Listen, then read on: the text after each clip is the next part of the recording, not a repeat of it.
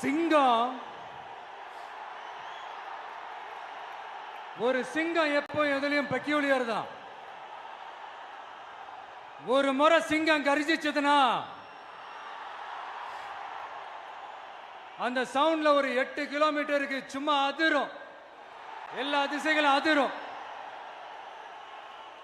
அப்படிப்பட்ட அந்த சிங்கம் வேட்டைக்கு மட்டும்தான் வெளியில வரும், வேடிக்கை பார்க்கறதுக்கெல்லாம் வெளியில வராது. வேட்டையில கூட உயிரோடு இருக்கிற மிருகங்களை தான் வேட்டையாடும். அதுலயும் பெரும்பாலும் தன்னை விட பெரிய சைஸ் உள்ள மிருகங்களை தான் குறி வச்சு தாக்கும், ஜெயிக்கும்.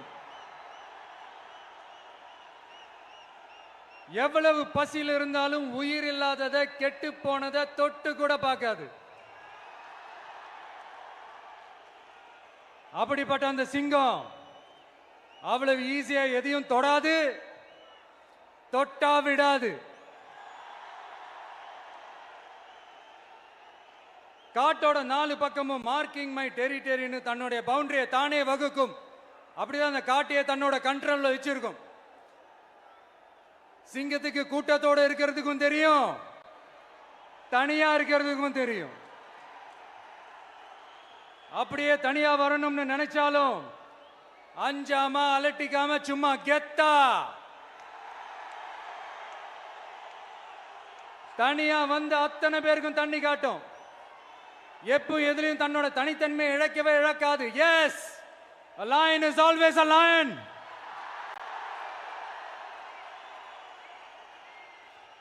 There are so many jackals and other animals in the forest, but there will be only one lion. And even if it is single, it will be the king of jungle. It is not only a description but also a clear declaration. சிங்கத்தை பத்தி பேசிட்டு நம்ம சிங்க குட்டிகளையும் சிங்க பெண்களையும் பத்தி நம்ம பேசாம இருக்க முடியுமா? அவங்கள எப்படி நான் மறப்பேன்? அவங்க தான் என்னுடைய உயிராச்சே, என் நெஞ்சில் குடியிருக்கும்.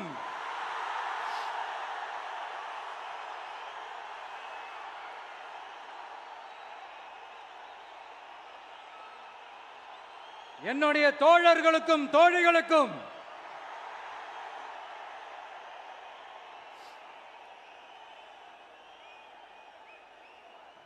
நேர்ல வர முடியாத சூழல்ல வீட்டில் இருந்துகிட்டே நம்மளுடைய இந்த மாநாட்டில் நேரலை வாயிலாக கலந்துகிட்டு இருக்கிற என்னுடைய அம்மாக்கள், அக்கா தங்கைகள், அண்ணன் தம்பிகள், நண்பர்கள் அனைவருக்கும் என்னோட உயிர் வணக்கம்.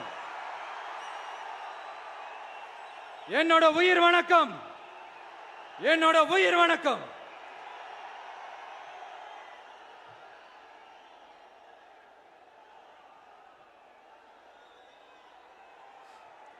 வீரம் விளையும் மாமதுரை மண்ணை வணங்குகிறேன்.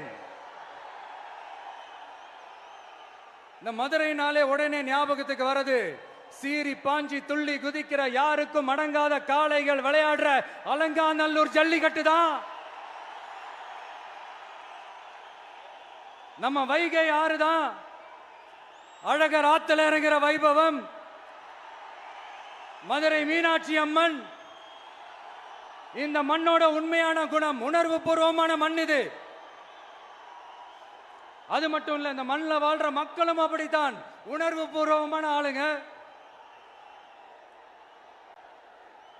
நான் இந்த மண்ணில் கால் எடுத்து வச்ச உடனே ஒரே ஒருத்தரை பத்தி தான் மனசுக்குள்ள ஓடிக்கிட்டே இருந்தது. அவர் யாருன்னு உங்களுக்கும் தெரிஞ்சிருக்கும். சினிமானாலும் சரி, அரசியல்னாலும் சரி, நமக்கு ரொம்ப ரொம்ப பிடிச்சது புரட்சி தலைவர் எம்ஜிஆர் அவர்கள் தான். அவரோட பழகிறதுக்கு எனக்கு வாய்ப்பு கிடைக்கல.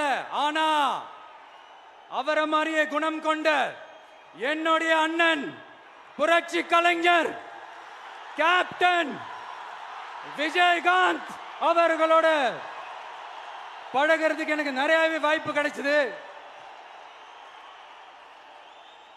அவரும் இந்த மதுரை மண்ணை சேர்ந்தவர் தானே, அவரை மறக்க முடியுமா?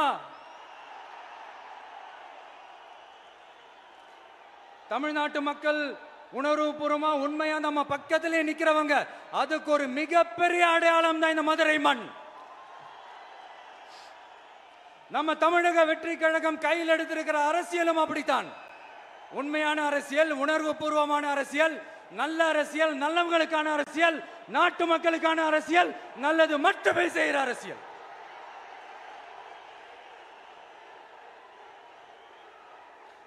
இதோ நம்மளுடைய இந்த இரண்டாவது மாநில மாநாடு வாகை சூடும் வரலாறு திரும்புகிறது. அப்படி இந்த மாநாட்டுக்கு பேர் வச்சிருக்கிறோம். 1967 1977 நம்ம தமிழக அரசியல் ஒரு மிகப்பெரிய ஆட்சி அதிகார மாற்றங்கள் ஒண்ணு நடந்துச்சு இல்லையா? அதே மாதிரிதான் அடுத்த வருஷம் 2026 அப்படி ஒரு வரலாறு திரும்ப போகுதுன்னு உறுதியா சொல்றதுக்கான மாநாடு தான் நம்மளோட இந்த இரண்டாவது மாநில மாநாடு. விக்கிரவாண்டி விசாலையில் நம்மளுடைய ஃபர்ஸ்ட் மாநாடு நடத்தணும், வெற்றி கொள்கை திருவிழா. அதுக்கப்புறமே நீங்க பார்த்திருப்பீங்க, தமிழக அரசியல் அந்த தட்ப வெப்பத்தையே மாத்தினுச்சு. நமக்கு எதிராக எத்தனை குரல்கள். ஆனா உங்களுக்கு தான் நம்மளை பத்தி நல்லா தெரியுமே, எந்த குரலையும் காதலையே போட்டுக்காம மக்களோட குரலை மட்டுமே கேட்டுக்கிட்டு நமக்கு எதிராக வர அத்தனை கூக்குரல்களையும் சின்னதா ஒரு சிரிப்போடவே கடந்து வந்திருக்கிறோம். அது இல்லாம நம்ம மாநாட்டில் ஒலிக்கிற இந்த குரல் இந்த ஒற்றை தமிழ் மகனோட குரல் மட்டுமல்ல, ஒட்டுமொத்த தமிழ்நாட்டு மக்களுடைய குரல். தமிழ்நாட்டில் இருக்கிற ஒவ்வொரு வீட்டில இருந்தும் ஒலிக்கிற குரல், ஒட்டுமொத்த உலகெங்கும் வாழும் ஒவ்வொரு தமிழ் வீட்டிலிருந்தும் எழும் குரல். இந்த சினிமா என்கிற மாபெரும் கலை ஆயுதத்தின் வாயிலாக சாதி, மதம், இனம், பாலினம், மொழி கடந்து இந்த நாட்டின் மூளை முடுக்கெங்கும் ரசிகர்களாக இருந்து தோழர்களாக நம்மோடு பயணிக்க துவங்கியுள்ள அனைவரோடும் இணைந்த ஒவ்வொரு மனிதருக்காகவும் ஒலிக்கிற உரிமை குரல். மாநில உரிமைக்காக, பெண் உரிமைக்காக, சமூக நீதிக்காக, சமநீதிக்காக, மதச்சார்பின்மைக்காக உண்மையா ஒலிக்கிற குரல். அதனால் இந்த குரலுக்கு எதிராக இன்னும் இன்னும் எத்தனை குரல்கள் வந்தாலும் ஓங்கி ஒலிக்குமே தவிர ஒரு நாளும் ஓயவே ஓயாது. Yes, it is an unstoppable voice, an unstoppable force.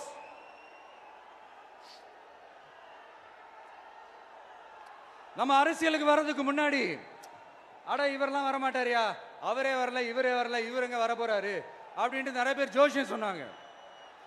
அப்புறம் நம்ம கட்சியினுடைய பேர் அறிவிச்சதுக்கு அப்புறம் பேரு தானே அறிவிச்சிருக்கிறாரு, மக்கள் கிட்ட பேர் வாங்கணும்ல, அதெல்லாம் முடியாதுன்னாங்க. அப்புறம் ரொம்ப முக்கியமா மாநாடுலாம் எவ்வளவு பெரிய விஷயம், அதெல்லாம் இவர் ஒத்தால எப்படி பண்ண முடியும், சும்மா பக்கத்தில் புஷியானதை வச்சுக்கிட்டு மாநாடுல எப்படி நடத்தி காட்ட முடியும், அதெல்லாம் அவங்களால முடியாது. அப்புறம் மழை பெஞ்சு எல்லாத்தையும் கெடுத்துரும். ஏன் என் கூட இருக்கிறவங்களே கூட தான் சொன்னாங்க. அதுக்கப்புறம் என்ன நடந்துச்சுன்னு உங்க எல்லாருக்குமே தெரியும். இப்ப புதுசா ஒண்ணு சொல்ல ஆரம்பிச்சிருக்கிறாங்க. அது என்னடானா, ஆட்சியை பிடிக்கிறதெல்லாம் அவ்வளவு ஈஸி இல்லை இல்லையா. இப்ப அதெல்லாம் விட்டாங்க, இப்ப இங்க வந்துட்டாங்க. இவர் நேரா ஷூட்டிங்ல இருந்து வருவாராம், வந்து ஆட்சியை பிடிப்பாராம். அது எப்படி இவராலே முடியும், அவராலேயே முடியல, இவராலேயே முடியல, அவருக்கு அத்தனை வருஷம் ஆச்சு, இவராலே எப்படி முடியும் ஒரு பக்கம். இன்னொரு பக்கம் கூட்டம்லாம் ஓகே தான், அது எப்படி ஓட்டா மாறும் அப்படின்றது இன்னொரு பக்கம். இப்படி கதை, திரைக்கதை, வசனம், இயக்கம், பாடல்கள்,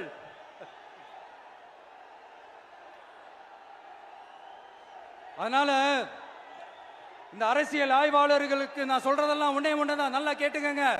இந்த விஜய் ஏதோ இந்த பல லட்சம் பேர் கூடுற கூட்டத்தில் மட்டுமே இருக்கிறாரு அப்படின்னு மட்டும் தப்பு கணக்கு போட்டாதீங்க. ஏன்னா நம்மளுடைய இந்த கூட்டம் வெறும் ஓட்டா மட்டும் இல்லைங்க, வரப்போற தேர்தலில் மக்கள் விரோத ஆட்சியாளர்களுக்கு நாம வைக்க போற வேட்டா, நம்மளை கோட்டைக்கு அனுப்ப போற ரூட்டா இருக்க போதுன்னு சீக்கிரமாவே தெரிஞ்சுப்பீங்க. ஏன்னா கோடிக்கணக்கானவங்களோட ஹார்ட்லயும் வீட்லயும் ஏற்கனவே ஆல்ரெடி உயிரா, உணர்வா, உறவா இருக்கிறோம். நம்மளுடைய கனெக்ட் எல்லாம் வெறும் மக்களோட மட்டும்தான். நாம யாருன்னு அவங்களுக்கு தெரியும், அவங்க யாருன்னு நமக்கு தெரியும். நாமளும் நம்ம மக்களும் எப்படி இருக்கிறோம்னு எதிரிங்களுக்கு நல்லாவே தெரியும். இருந்தாலும் இந்த விஜய் எதுக்குப்பா வந்திருக்கிறாரு, இவர் என்ன புதுசா என்ன திட்டம்லாம் சொல்லிட்டாரு அப்படின்னு வேற நிறைய கேள்விகள். இந்த சொல்றேன் தெரிஞ்சுக்கங்க. பெண் குழந்தைகள், பெண்கள் மற்றும் வயசானவங்களோட பாதுகாப்புல தான் நம்ம பிரையாரிட்டியே. அடுத்து இளைஞர்கள், உழவர்கள், உழைப்பாளர்கள், நெசவாளர்கள், மீனவர்கள், ஆதரவற்ற முதியோர்கள், மாற்றுத்திறனாளிகள், மூன்றாம் பால் இனத்தவர்கள்னு இன்னும் இங்க யாருக்கெல்லாம் கவர்மெண்டோட ஒரு ஸ்பெஷல் அட்டென்ஷன் தேவையோ அவங்க எல்லாருக்குமான ஒரு கவர்மெண்ட் அமைக்கிறது தான் நம்ம இலக்கே. நான் ஏற்கனவே சொன்னது தான் இங்க நான் திரும்பவும் சொல்றேன். நம்மளுடைய இந்த தமிழக வெற்றி கழகம் ஏதோ அரசியல் ஆதாயத்துக்காக தொடங்கப்பட்ட கட்சியெல்லாம் கிடையாதுங்க. கொள்கை கோட்பாடுகளோடு தந்தை பெரியார், பெருந்தலைவர் காமராஜர், அண்ணல் அம்பேத்கர், வீரமங்க வேலு நாச்சியார், மக்கள் சேவகர் அஞ்சலை அம்மாள், நம்மளுடைய 5 கொள்கை தலைவர்களோட வழிகாட்டுதல்களோடு தொடங்கப்பட்ட கட்சி. நம்ம ஸ்டாண்ட்ல நாம எப்பவுமே ஸ்ட்ராங்கா தாங்க இருக்கிறோம். அதுல எந்த மாற்றத்துக்கோ எந்த சமரசத்துக்கோ துளி கூட இடமில்லை. நம்மளுடைய ஒரே கொள்கை எதிரி பாஜக தான். நம்மளுடைய ஒரே அரசியல் எதிரி திமுக தான். எப்படி? நம்மளுடைய ஒரே கொள்கை எதிரி, நம்மளுடைய ஒரே அரசியல் எதிரி ஏதோ அண்டர் கிரவுண்ட் ஆதாயத்துக்காக டீல் போட்டுக்கிட்டு டீல் பேசிக்கிட்டு இந்த அலையன்ஸ் வச்சுக்கிட்டு இந்த ஊரை ஏமாத்துற கட்சி எல்லாம் நம்ம டிவிக்கே கிடையாதுங்க. யாருக்காகவும் எதுக்காகவும் எந்த பயமும் கிடையாது. மாபெரும் பெண்கள் சக்தி நம்மளோட இருக்கிறாங்க, மாபெரும் இளைஞர்கள் சக்தி நம்மளோட இருக்கிறாங்க, ஒட்டுமொத்த தமிழ்நாட்டு மக்களுடைய சக்தி நம்மளோட நிக்கிறாங்க. அப்படி இருக்கும்போது இந்தியாவில் இருக்கிற எல்லா ஸ்டேட்லயும் வாழ்ற நம்ம தமிழ் நெஞ்சங்கள் மட்டும் இல்ல, உலகம் பூரா 100க்கும் மேலான நாடுகள்ல வாழ்ற நம்ம தாய் தமிழ் உறவுகள் எல்லாருமே என்ன விஜய் தளபதி விஜய் இல்லனா விஜய் தளபதி இப்படி சொந்தம் கொண்டாடுற கோடிக்கணக்கானவங்களோட அன்பு மாசியும் நம்மளோட இருக்கும்போது, இவங்க எல்லாருமே நம்மளோட நிற்கும் போது எதுக்குங்க இந்த பாசிச பாஜகவோட நேரடி கூட்டணியோ இல்ல மறைமுக கூட்டணியோ உறவு வச்சுக்க? நாம என்ன உலகமாக ஊழல் கட்சி என்ன?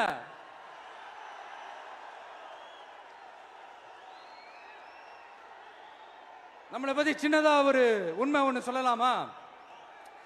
என்னடா இவர் வாயால இப்படி சொல்றாருன்ட்டு யாரும் தவறா நினைச்சுக்க வேணாம்.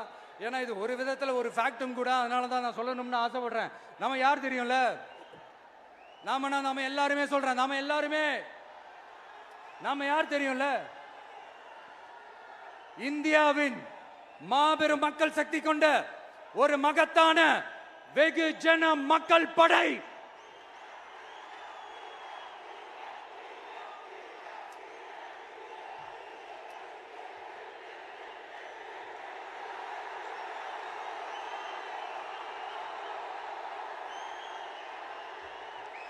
அதனால நம்ம தலைமையில நாம் அமைக்க போற இந்த உண்மையான மக்களாட்சிக்கான அச்சாரமாக மாபெரும் மக்கள் சக்தியை அணி அணியாக நம்மளோட திரண்டு நிக்கிறப்போ இந்த அடிமை கூட்டணியில சேர வேண்டிய அவசியம் நமக்கு இருக்குங்க.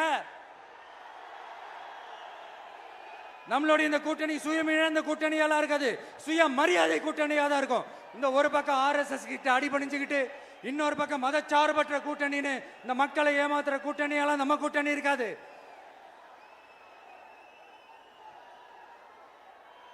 நான் இப்பவும் சொல்றேன், நம்மளை நம்பி வர்றவங்களுக்கு ஆட்சியிலும் அதிகாரத்திலும் உறுதியாக பங்களிப்பு செய்யப்படும். உடனே இந்த கேள்விகள்லாம் வரும்.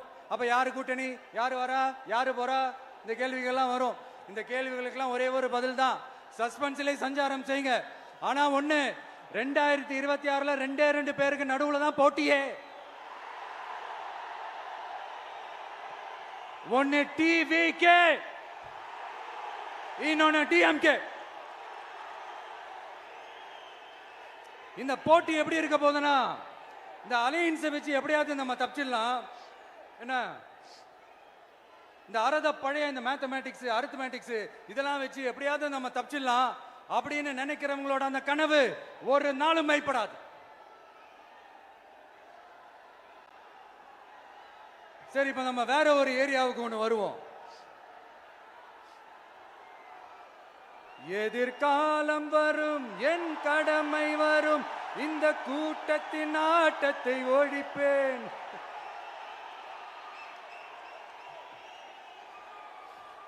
மக்கள் அரசியல் என்ற அந்த சவுக்க கையில் எடுக்கலாமா?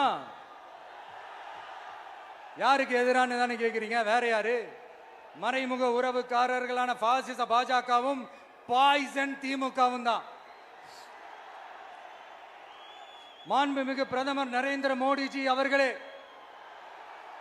3வது முறையா ஒன்றியத்தோட ஆட்சி அதிகாரத்தை நீங்க தானே கையில் வச்சிருக்கிறீங்க. இல்ல நாங்க தெரியாம தான் கேட்கிறோம்.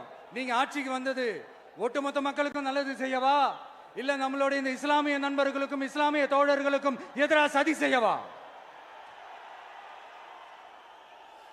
மக்களுக்கு உங்ககிட்ட கேட்கறதுக்குன்னு ஏராளமான கேள்விகள் இருக்குது. அதனால அவங்க சார்பா அவங்கள ஒருத்தனா அவங்களோட ஒரு உண்மையான ஒரு பிரதிநிதியா உங்ககிட்ட சில கேள்விகள் கேட்கணும். மிஸ்டர் பிரைம் மினிஸ்டர் அவர்களே, நம்ம தமிழ்நாட்டு மீனவர்கள் கிட்டத்தட்ட ஒரு 800 பேருக்கு மேல இலங்கை கடற்படையால தாக்கி அழிக்கப்பட்டிருக்கிறாங்க. அதை கண்டிக்கிறதுக்காக உங்களை பெருசா எதுவும் செய்ய சொல்லல, சின்னதா ஒண்ணு மட்டும் செஞ்சு கொடுங்க. இனிமேலாச்சும் எங்களுடைய மீனவர்கள் பாதுகாப்பா இருக்கிறதுக்காக இந்த கச்சத்தீவை இலங்கை கிட்ட இருந்து மீட்டு கொடுத்துருங்க, அது போதும். உங்களுடைய இந்த முரட்டு பிடிவாதத்தால நீங்க நடத்துற இந்த நீட்டு தேர்வு, அதனால இங்க என்னென்ன நடக்குதுன்னு சொல்றதுக்கே மனசு வலிக்குது. அதனால அந்த நீட்டு தேர்வு தேவையில்லைன்னு அறிவிச்சிருங்க, அது போதும். செய்வீர்களா திரு நரேந்திரபாய் தாமோதர் மோடிஜி அவர்களே? எங்களுக்கு என்னென்ன தேவையோ என்னென்ன நல்லதோ அதெல்லாம் செய்ய மாட்டேங்கிறீங்க. ஆனா ஆட்சி அதிகாரத்தை மட்டும் கையில வச்சுக்கிட்டு மக்களை ஏமாத்த நேரடியாக ஒரு பாசிச பாஜக அடிமை கூட்டணி ஒண்ணு. அடுத்து உங்களோட இந்த மைனாரிட்டி ஆட்சியை ஓட்டுறதுக்காக மறைமுகமாக RSS அடிமை குடும்பம்னு இன்னொரு கூட்டணி. இப்படி மக்கள் சக்தியே இல்லாத இந்த ஊழல் கட்சிகளை மிரட்டி அடிபணிய வச்சு 2029 வரைக்கும் சொகுசு பயணம் போயிடலாம்னு திட்டம் தீட்டி வச்சிருக்கிறீங்க. அதானே ஜி? என்ன ஜி? ஒண்ணு மட்டும் சொல்றேன், தெரிஞ்சுக்கங்க. என்னதான் நீங்க இந்த நேரடி மறைமுக கூட்டணி குட்டிகரணம் போட்டாலும் தாமரை இலையில தண்ணியே ஒட்டாது. தமிழக மக்கள் மட்டும் எப்படி ஒட்டுவாங்க?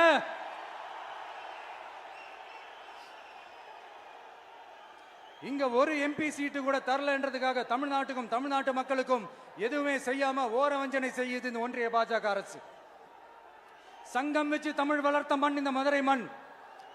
அதனால இங்க அந்த கீழடியில கிடைச்ச ஆதாரங்களை எல்லாம் மறைச்சிட்டு எங்க நாகரிகத்தையும் எங்க வரலாறையும் அழிக்கிறதுக்காக உள்ளடி வேலை செய்யலாம்னு நினைக்கிறீங்க. தமிழ்நாட்டை தொட்ட என்ன நடக்கும் நீங்க பல உதாரணங்கள் இருக்குது. அதனால இதையெல்லாம் மறைச்சிட்டு எங்க மக்களை ஏமாத்திடலாம்னு மட்டும் நினைக்காதீங்க. மத நல்லிணக்கத்திற்கு பெயர் பெற்ற இந்த மதுரை மண்ணிலிருந்து சொல்றேன், உங்க எண்ணமெல்லாம் ஒரு நாளும் ஈடேறாது.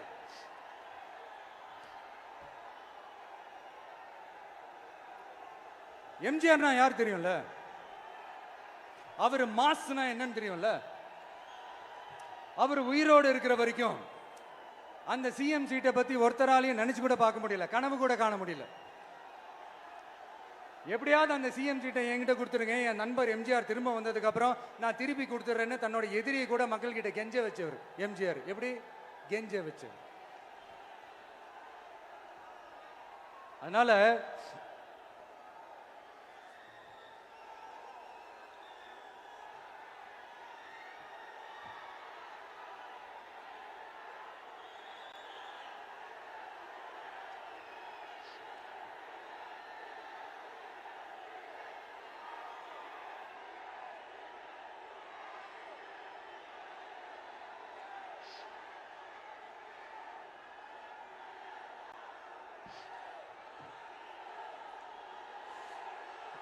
ஆனா இப்போ அவர் ஆரம்பிச்ச அந்த கட்சியை, எம்ஜிஆர் அவர்கள் ஆரம்பிச்ச அந்த கட்சியை கட்டி காக்கிறது யாரு? இன்னைக்கு அந்த கட்சி எப்படி இருக்குது? அதை நான் சொல்லிதான் உங்களுக்கு தெரியணுமா என்ன? அப்பாவி தொண்டர்கள் அதை வெளியில சொல்ல முடியாம வேதனையில தவிக்கிறாங்க. 2026 சட்டமன்ற தேர்தலில் யாருக்கு ஓட்டு போடணும், எப்படிப்பட்ட ஆட்சி இங்க அமையணும்னு அந்த அப்பழுக்கற்ற அந்த தொண்டர்களுக்கும் ரொம்ப நல்லாவே தெரியும். அதனால என்ன வேஷம் போட்டுக்கிட்டு பாஜக இங்க தமிழ்நாட்டுக்குள்ள வந்தாலும் அவங்க வித்தை எல்லாம் இங்க வேலைக்கே ஆகாது. இப்படி பொருந்தா கூட்டணியா இந்த பாஜக கூட்டணி இருக்கிறதுனால இப்ப ஆட்சியில இருக்கிற இந்த வெற்றி விளம்பர மாடல் திமுக என்ன செய்யுதுன்னு தெரியும்ல?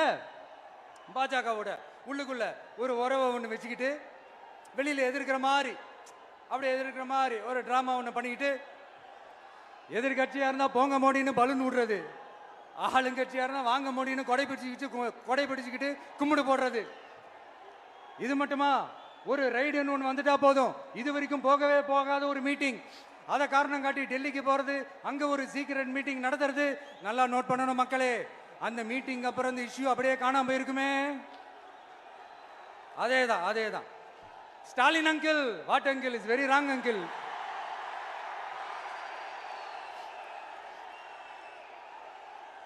இப்படி தமிழ்நாட்டில் இப்ப நடக்கிற இந்த ஆட்சியினுடைய லட்சணத்தை பார்த்துக்கிட்டு நாம எப்படி சும்மா இருக்க முடியும்? ஒரு தவறு செய்தால், அதை தெரிந்து செய்தால், அவர் கபட நாடக மு.க. ஸ்டாலின் அங்கிளாகவே இருந்தாலும், அங்கிள் உங்களுக்கு மனசாட்சின்னு ஒன்று இருந்துச்சுன்னா நாங்க கேட்கிற கேள்விகளுக்கு மட்டும் கொஞ்சம் பதில் சொல்லுங்க அங்கிள். நீங்க நடத்துற இந்த ஆட்சியில நேர்மை இருக்கா? நியாயம் இருக்கா? ஊழல் இல்லாம இருக்கா? சட்டம் ஒழுங்கு சரியா இருக்கா? பெண்களுக்கு பாதுகாப்பு இருக்கா? பொதுமக்களுக்கு பாதுகாப்பு இருக்கா? இயற்கை வளங்களுக்கு பாதுகாப்பு இருக்கா? சொல்லுங்க மை டியர் அங்கிள், சொல்லுங்க. டாஸ்மாக்ல மட்டுமே இது வரைக்கும் 1000 கோடிக்கு மேல ஊழல்னு சொல்றாங்க. அதுல மட்டுமா தப்பு நடக்குது? வேற எதுல தான் நடக்கல? உலகத்திலே மிஸ்டர் கிளீன் ரெக்கார்ட்ஸ் எல்லாம் உங்களுக்கும் உங்க கூட இருக்கிறவங்களுக்கும் மட்டும்தான் அங்கிள் கொடுக்கணும். இதை பார்த்து வாயே இல்லாத ஊரு கூட வயிறு வலிக்கு சிரிக்குது. பெண்களுக்கு 1000 ரூபாய் கொடுத்துட்டீங்கன்னா போதுமா அங்கிள்? அப்படியே அது மூடி மறைச்சிடலான்னு பாக்குறீங்களா? படிக்கிற இடத்துல, வேலைக்கு போற இடத்துல, வெளியில போற இடத்துலன்னு அவங்களுக்கு பாதுகாப்பே இல்லைன்னு ஒட்டுமொத்த பெண்களும் கதறாங்க. அந்த கதறல் சத்தம் ஏதாவது உங்க காதுல கேக்குதா அங்கிள்? இதுல வேற உங்க அப்பான்னு கூப்பிடுறாங்கன்னு வேற சொல்றீங்க. What is this uncle? Is very very wrong uncle, is very very wrong. பெண்களுக்கு மட்டுமா பொய் வாக்குறுதி கொடுத்து ஏமாத்துறீங்க? அரசு ஊழியர்கள், ஆசிரியர்களை ஏமாத்துறீங்க, விவசாயிகளை ஏமாத்துறீங்க, பரந்தூர்ல பாதிப்பே வராதுன்னு சொல்லி ஏமாத்துறீங்க, மீனவர்களை ஏமாத்துறீங்க, போதைப் பொருள் கலாச்சாரத்தை ஒழிக்காம ஏமாத்துறீங்க. ஐயோ ஐயோ ஐயோ, very very first uncle, very very first. எப்படி கேட்டாலும் இவங்க கிட்ட இருந்து எந்த பதிலும் வரப்போறதில்லை. ஏன்னா இருந்தா தானே. இப்ப ஆட்சியில இருக்கிற நம்மளுடைய அங்கிள் பதில் சொல்றது இருக்கட்டும். மக்களை நீங்க சொல்லுங்க, நீங்க உண்மையை சொல்லுங்க. செய்வோம் செய்வோம் செய்வோம் செய்வோம்னு சொன்னாங்களே, சொன்னதெல்லாம் செஞ்சாங்களா? உங்களை தான் கேக்குறேன், சொன்னதெல்லாம் செஞ்சாங்களா?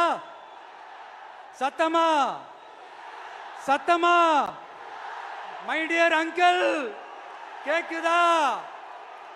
மக்களோட சத்தம் கேக்குதா?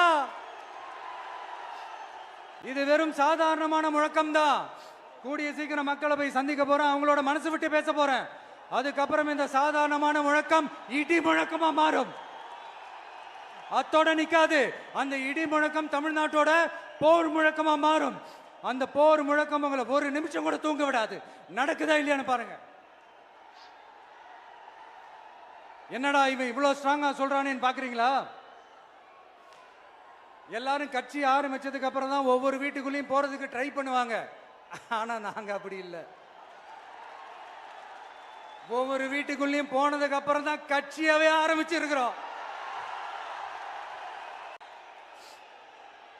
மதுரை கிழக்கு வேட்பாளர் விஜய். இன்னும் முடிக்கல.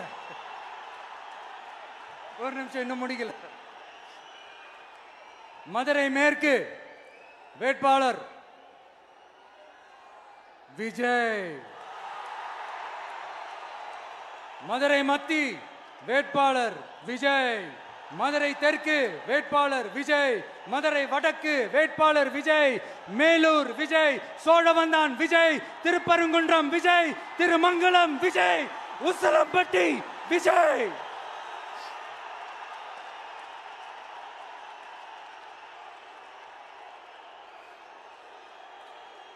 என்னடா எல்லா தொகுதியிலையும் ஒரே வேட்பாளர்னு பாக்குறீங்களா? 234 தொகுதியிலையும் இந்த விஜய் தான். அதாவது உங்க விஜய் தான் உங்க சின்னம்.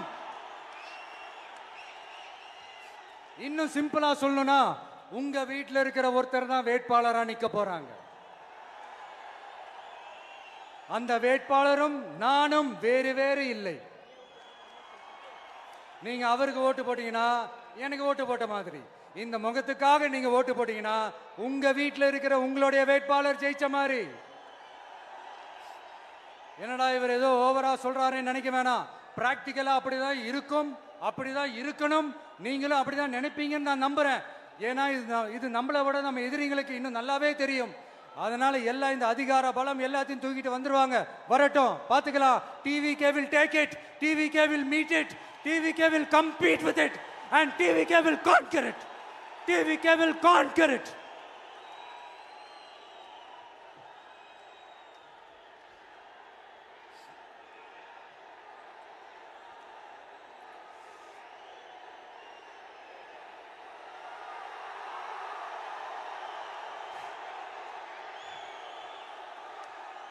இந்த நேரத்தில் நம்ம மனசுல இருக்கிறத மக்கள் கிட்ட சொல்லி ஆகணும். தூத்துக்குடி ஸ்னோலினோட அம்மா என்ன அவங்களோட தம்பி, இன்னும் அவங்க பொண்ணுக்கு நான் தாய் மாமன்னு சொன்னாங்க. அந்த அக்காவோட குழந்தைங்க மட்டும் இல்லைங்க, என்ன அண்ணனா தம்பியா நினைக்கிற தமிழ்நாட்டில் இருக்கிற என்னோட எல்லா சகோதரிகளின் குழந்தைகளுக்கும் நான் இன்னைக்கு மட்டும் இல்ல, என்னைக்குமே ஒரு தாய் மாமனா தான் இருப்பேன். நீங்க எல்லாரும் என்னுடைய ரத்த உறவு, கூட பிறந்த பொறுப்பு. என் வீட்டு ரேஷன் கார்டில் வேணா உங்க பேர் இல்லாம இருக்கலாம், உங்க வீட்டு ரேஷன் கார்டில் வேணா என் பேர் இல்லாம இருக்கலாம். ஆனா நாம் எல்லாரும் ஒண்ணுதான், உறவுதான். நமக்கு இடையே எந்த அரசியலும் உள்ள நுழையவே முடியாது. என்கிட்ட இருந்து உங்களையும் உங்ககிட்ட இருந்து என்னையும் எந்த சக்தியாலும் பிரிக்கவே முடியாது. அப்புறம் நான் ஒன்றும் இந்த மார்க்கெட் போனதுக்கு அப்புறம் ரிட்டையர் ஆனதுக்கு அப்புறம் அடைக்கலம் தேடி அரசியலுக்கு வரல, படைக்கலனோட வந்திருக்கிறோம். பவர்ஃபுல் ஃபோர்ஸோட, மாபெரும் படை வரிசையோட, எல்லாத்துக்கும் தயாராகி தான் வந்திருக்கிறோம். இவ்வளவு தயாரா நாம அரசியலுக்கு வர்றதுக்கு ரொம்ப ரொம்ப முக்கிய காரணம் ஒன்று இருக்கு. அது என்ன தெரியுமா? நன்றி கடன், நன்றி கடன், நன்றி கடன். கிட்டத்தட்ட ஒரு 30 வருஷமா, 30 வருஷத்துக்கு மேல நீங்க தான், நம்ம மக்கள் தான் என் கூட நிக்கிறீங்க, எனக்காக நிக்கிறீங்க, என்னை தாங்கி பிடிக்கிறீங்க, மனசுல ஏந்தி பிடிக்கிறீங்க, தாய் அன்போட மடியில ஏந்திக்கிறீங்க. உண்மையை சொல்லணும்னா வேற யாரை விடவும் எனக்கு இந்த அன்பையும் ஆதரவையும் கொடுத்துருக்கிறீங்க. என் மேல உயிரையே வச்சிருக்கிறீங்க. என்ன உங்க வீட்டுல ஒருத்தனாவே ஆக்கிட்டீங்க. நீங்க எனக்கு கடவுள் கொடுத்த வரம்.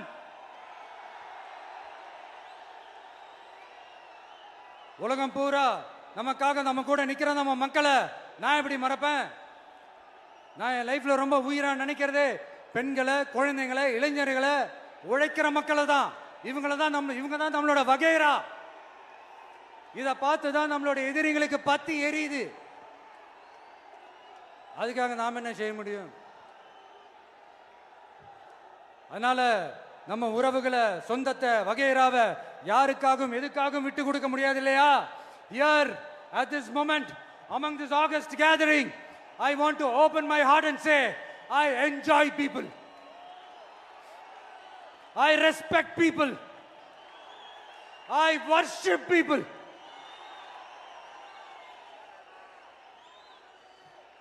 சரிப்பா, இவ்வளவு செஞ்ச நம்ம மக்களுக்கு நன்றி கடனா உன்னால முழுமையா செலுத்த முடியுமான்னு கேட்டா சத்தியமா சொல்றேன், என்னால முடியாதுதான்.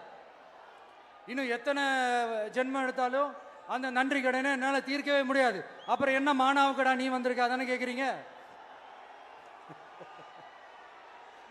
மைண்ட் வாய்ஸ் கேட்ட மாதிரி இருந்தது. வாழ்நாள் முழுக்க நம்ம மக்களுக்காக ஆதரவா துணையா நிக்கிறத தவிர, அவங்களுக்காக உழைக்கிறத தவிர எனக்கு வேற எந்த எண்ணமும் இல்லை. எனக்கு இப்ப வேற வேலையும் இல்லை. இனிமே எனக்கு இதுதான் என் வேலையே, என் கடன். இனி என் மக்களுக்கு பணி செய்து கிடப்பதே. இப்படியா ஹார்ட் டு ஹார்ட் யதார்த்தமா பேசிய பழகிட்டோம். இதுக்கு மேலேயும் எனக்கும் மக்களுக்கும் இடையே இருக்கிற அந்த உறவை பத்தி நான் பேச ஆரம்பிச்சேன்னா ஒரு மாதிரி எமோஷனல் ஆயிடுவேன். அப்புறம் அதை கண்ட்ரோல் பண்றது ரொம்ப கஷ்டம். அதனால என்ன மனசார நேசிக்கிற நம்ம மக்களுக்கு ஒண்ணே சொல்றேன், இந்த விஜய் உங்க விஜய், உங்களுக்கான விஜய், உங்களுக்காக மட்டுமே இருக்கிற விஜய். உங்க கூட நிக்க, உங்களுக்காக நிக்க, உண்மையா நிக்க, உணர்வோட நிக்க, உறுதியா நிக்க, உங்க கூட பேச, உங்களுக்காக பேச உண்மையா பேச, உணர்வோட பேச, உறுதியா பேச, உங்களுக்காக சேவை செய்ய உங்க விஜய் நான் வர.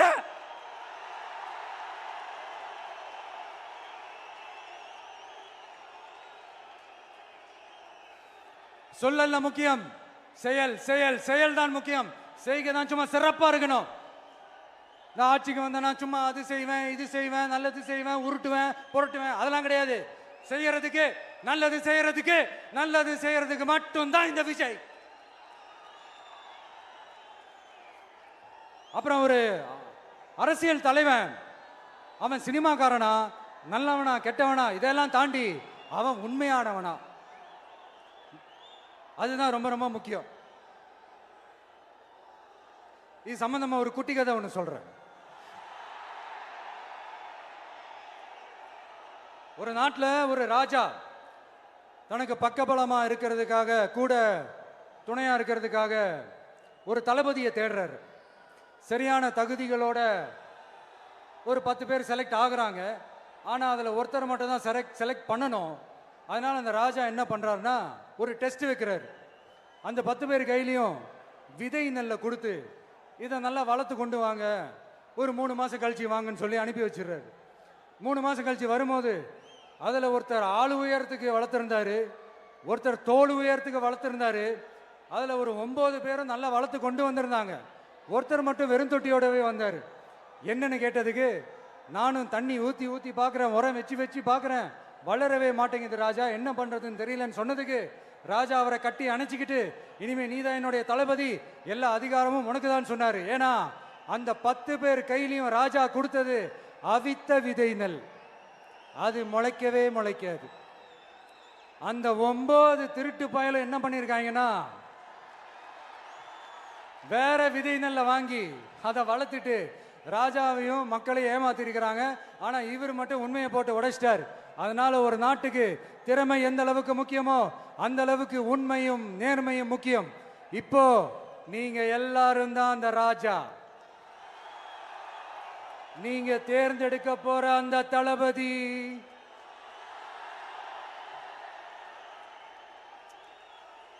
சும்மா சினிமாக்காரன் சினிமாக்காரன் சினிமாக்காரன். அம்பேத்கர் அவர்களை தோக்கடிச்சது சினிமாக்காரன் இல்ல, அரசியல்வாதி. காமராஜர் அவர்களை தோக்கடிச்சது இங்க விருதுநகர் பகுதியில் தோக்கடிச்சது சினிமாக்காரன் இல்ல, இன்னொரு அரசியல்வாதி. இன்னைக்கும் நம்ம கூட வாழ்ந்துட்டு இருக்கிற நல்ல கண்ணு ஐயாவை தோக்கடிச்சது சினிமாக்காரன் இல்ல, அரசியல்வாதி. இப்படிப்பட்ட நல்ல நல்ல தலைவர்களை எதிர்த்து நின்று தோக்கடிக்கணும்னு அந்த எண்ணத்தை உருவாக்குனது சினிமாக்காரன் இல்ல, அரசியல்வாதி. அதனால எல்லா அரசியல்வாதியும் அறிவாளியும் கிடையாது, எல்லா சினிமாக்காரனும் முட்டாளும் கிடையாது. கான்பிடண்டா இருங்க, நல்லதே நடக்கும், வெற்றி நிச்சயம். மீண்டும் சந்திக்கும் வரை நன்றி, வணக்கம்.